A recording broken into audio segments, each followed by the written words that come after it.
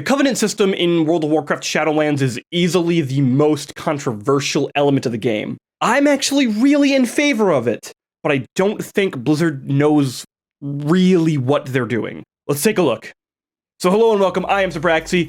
I have a lot of stuff that you'd like to watch about World of Warcraft on this channel, so please feel free to take it out. Take a subscription button there is on the bottom. If you want to click it, that helps keep you around, so thanks for that. Also, if you watch this all the way through, thanks for that. I do appreciate it. So anyway, let's get into the Covenant system. I have come out, it feels like it's like a dirty secret, but I've come out and said that I'm actually overall in favor of the Covenants, and I've kind of had a couple comments about this on Twitter. But really, the Covenant system to World of Warcraft Shadowlands is going to cause so much pain and upset people, really anxious players. I don't think it has to, but Blizzard clearly doesn't understand really what this system is intended to be, and their comparisons to RPG choice. You know, Legion was like class fantasy. This is gonna be that for Shadowlands. Everything about the game, Blizzard is gonna point to and go, RPG. It's gonna happen. And the Covenants are the core of that. Let's try to break this down a little bit. So the biggest question for me is, what are some good examples of real RPG choice? And I could just sit here and provide you a couple examples of single player games, but we're going to go a little bit further and also include MMOs in this, because in order for the Covenant system to make sense, in order for Blizzard to really nail this down and for the players to not feel kind of screwed over by the system, they need to be right in their goal in that this needs to be some really good RPG choice. So what are some good examples of this? The first thing is Dark Souls, and there's a reason I picked Dark Souls, not just because it's the meme of the internet, which it is, but also because it is a game that is clearly designed around min-maxing. This term metaslave has been thrown around a lot lately, and it's not a new term, but I've heard it way overused, even by people who are in the industry. People like Kevin Jordan, who is a class designer for WoW Classic and WoW Vanilla, and was part of WoW's development for a little while, had a recent video about his reaction to Preach's discussion with Ian Hazzikostas, which is a great video, by the way. If you want to take a look at that, I'd highly recommend it. Kevin Jordan even gives the example of what a metaslave is, and his example of what a metaslave is just not accurate. And there's an example for this. Dark Souls. People in Dark Souls min-max the hell out of this game, and it has a faction system. In Dark Souls, these factions are even conveniently called covenants for the sake of this argument, so that works. If there's going to be a game where there's going to be an undoubtedly best covenant to join, it'd be Dark Souls. And yet, the answer to which one is best is, what do you want to do? Are you exclusively liking to PvP? Then there's clearly a better one. Are you not? Are you looking to play a certain type of build? Then there's clearly a better one. And yet, though, the big thing here to separate this from the WoW Shadowlands Covenants is that choosing a faction here in Dark Souls, the power gain is very minimal and tends to be short-term. There's not a long-term power gain purpose for choosing your Covenant, because while you want the choice to matter, you don't want it to ever feel like a punishment. And that is something that Dark Souls nails.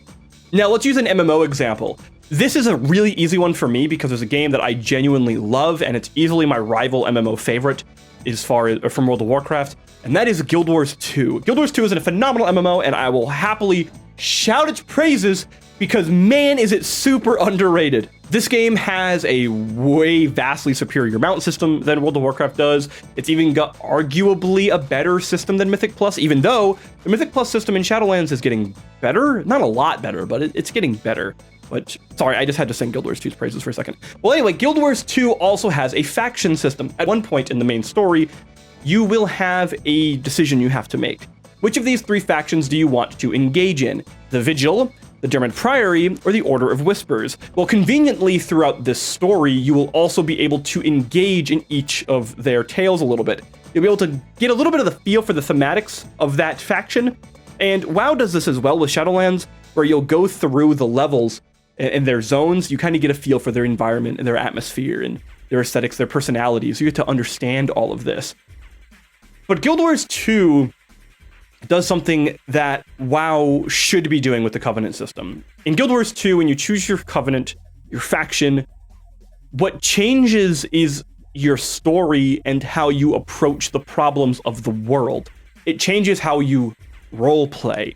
So when Blizzard uses RPG to describe player power advantages and why Mage gets mirrors of crap from Venthyr and Evocate in melee because CDR for the Night Fae and Lightning Bomb from the Kyrian, it's really strange because none of those things affect your role-playing. They affect your power, they affect your performance, and that isn't inherently tied to an RPG. Again, for example, Guild Wars 2 actually solves the power progression, the vertical progression problem. Their game is entirely horizontally progressed. So all of the upgrades basically revolve around aesthetics and upgrades in that capacity. Stats have a hard cap, and yet you can play that game forever. There are RPG elements in Guild Wars 2 that say have player power engaged in them, and this would be the elite specializations. So in Guild Wars, you build your class a little bit differently. You don't choose a spec. You basically allot certain skill sets, and those combined will basically create a spec for you, unless you use an elite specialization. Now, the interesting thing when you change between these elite specializations, your playstyle changes, and their power doesn't just get stronger or better. Their whole, like what they play as, their play style in general, what role you fill is now different. So the player power becomes kind of not a problem. You change roles based on that spec.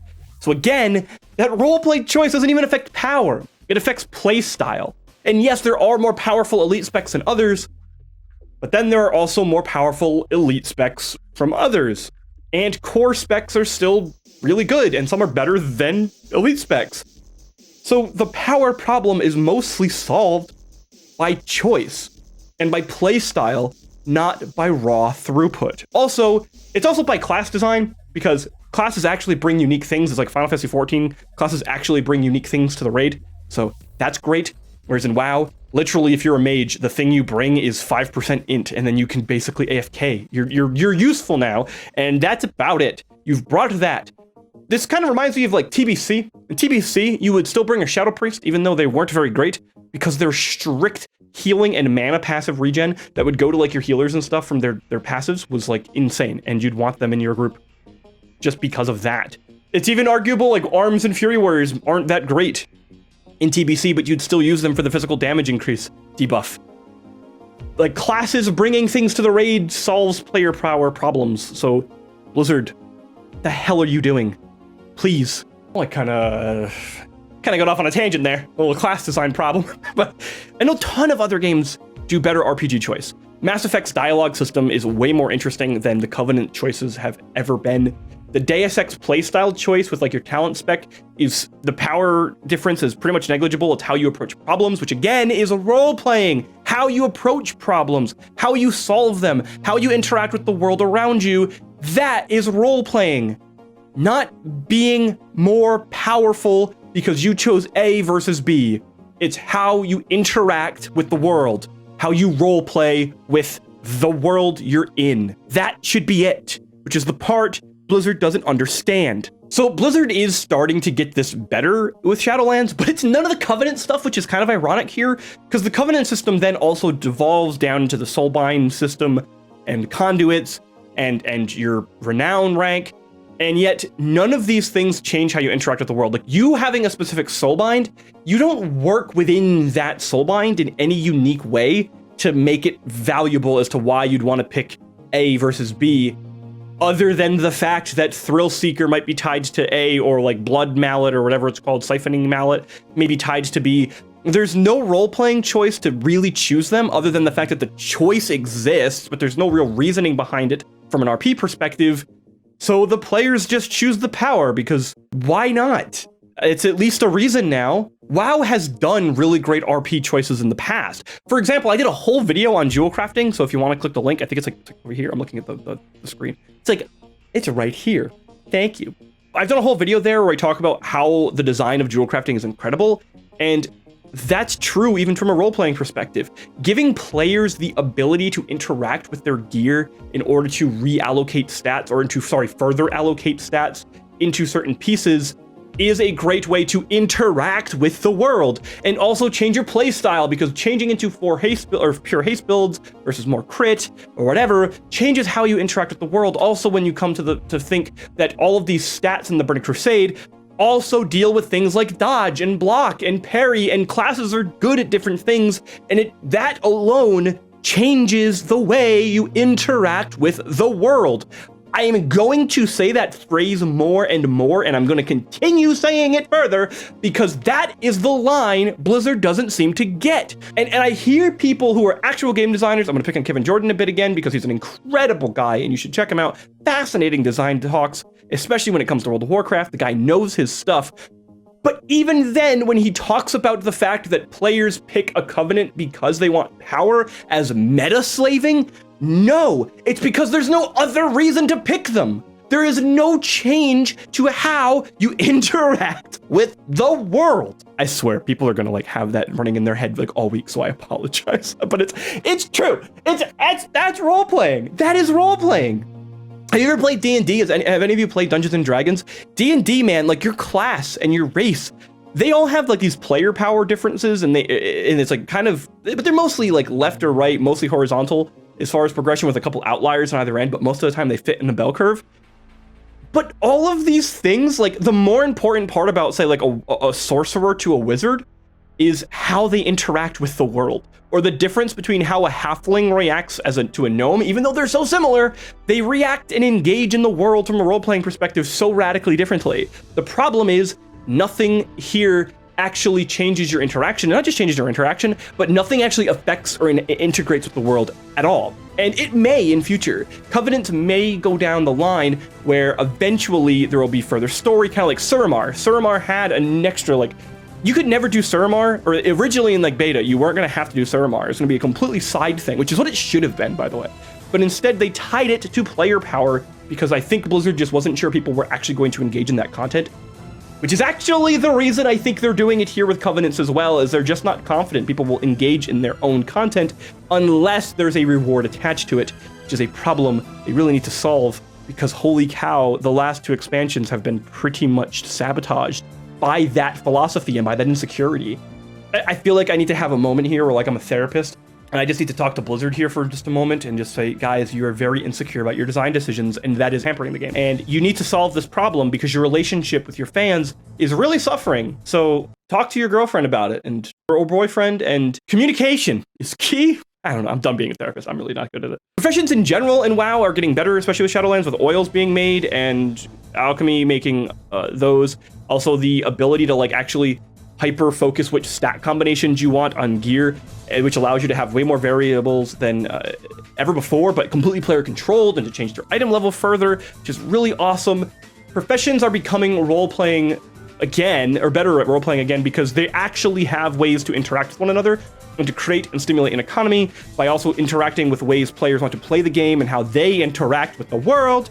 And also then professions, because of that, can change the way that you make gold, or change the way that you yourself interact with things and other players. And it also creates a better community, which is awesome. I'm really glad that professions are going the way they're going. And I really hope that if anything from Shadowlands so far, it's that Blizzard takes that philosophy and continues running with it. I just want to talk really briefly about the Aldor and Scryer comparison. No, stop that. This Aldor and Scryer comparison to the Covenant system is just not right. It's completely disingenuous here. Aldor and Scryer provided a story-based difference. Covenants don't. Aldor and Scryer provided incredibly short-term power gains to the point where by tier 5, a tier later, those power gains were no longer viable or valuable to any extent. Unlike Covenants, there was no long-term player power. Covenants have really cool abilities, but the problem is the class abilities really screw all of that up by intensifying the player power and by intensifying the variance that players are going to have when they interact with the world, and that Blizzard is just not going to be able to balance those in a way where they're not going to feel punishing. It's really funny when you're a mage and you're man, I'm playing Arcane right now, or I'm playing a mage right now, and I want to be able to do I want to be able to bring stuff to the group like that Warlock does. I want to be able to bring a Healthstone or a Demonic Gateway. That's really cool. That doesn't feel punishing. That feels really cool that they have something that I don't, and I want that thing, but that typically I should have something that they don't. The way it works with Covenants is your class ability does more damage and mine doesn't. So, no. They don't like actually really do much of anything. Like the Radiant Spark is just a debuff that only affects me, and Mirrors of Torment is just a debuff that only affects me. And the evocation thing, it was not gonna evocate anyway, so I mean, like, whatever. And the other one is just like a buff. That doesn't do anything. There's the only difference between those things is power. That's it. So I don't want this just to be me crapping on the Covenant system, because really I like it. I really like its potential, and I really like what it could be. There's a major problem. And I'm not even going to say the soulbinds, even though the soulbinds are pretty problematic to the system and how it integrates with the world and how it integrates with the players and their interaction with the world. But it's the fact that the class abilities exist. If the Covenants right now just had the Covenant abilities, from a PvP perspective, there would be a best in some scenarios and a best in others. And that would be radically different based on whose classes you're playing against. Like Flushcraft is really strong and will probably be nerfed, but the others could actually have some real value. When it comes to Mythic Plus, there's a lot of opportunities for all of them, besides the Kyrian one, but there's a lot of possibilities for all of them, besides Kyrian, because Kyrian kind of sucks. And in rating, again, it's like there's a lot of choice here, but the problem is there are some throughput options that are really, really problematic. Really problematic. It's funny that if I knew that I was going to get Fleshcraft versus Wolf form, I'd be upset that I want the Wolf, not because it's better, because it's cooler. And it would change the way I interact with the world. But it would genuinely be a choice there, because I think they're both awesome and they don't inherently affect my raw throughput. They change, though, the way that I would make my throughput happen. And a higher skill cap could then take advantage of other different Covenants to take full scope of what those are capable of. And that's just not what the class Covenant abilities do. I genuinely think, I firmly believe, that if the Covenant system didn't even remove soulbinds, but removed the class unique abilities to each spec, or to each class in general from the Covenants, this system would be inherently better, because people could then actually choose which ones they wanted. And if there's story later on that was going to be added to like be Covenant specific, and if the Kyrian Covenant ability was not what it is, which it needs to be like literally anything else to be cooler, but even then it's fine as a fun pick. If there's something later on that also has a payoff, the system would be great.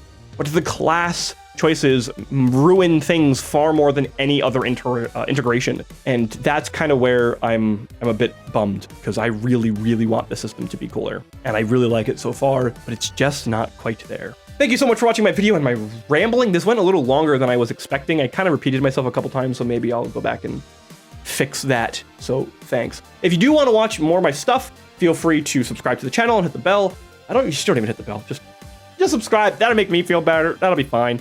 Click the like button if you enjoyed it. Hit the down button if you thought I sucked, but you made it this far. So, I mean, thanks for that. At least that was pretty cool.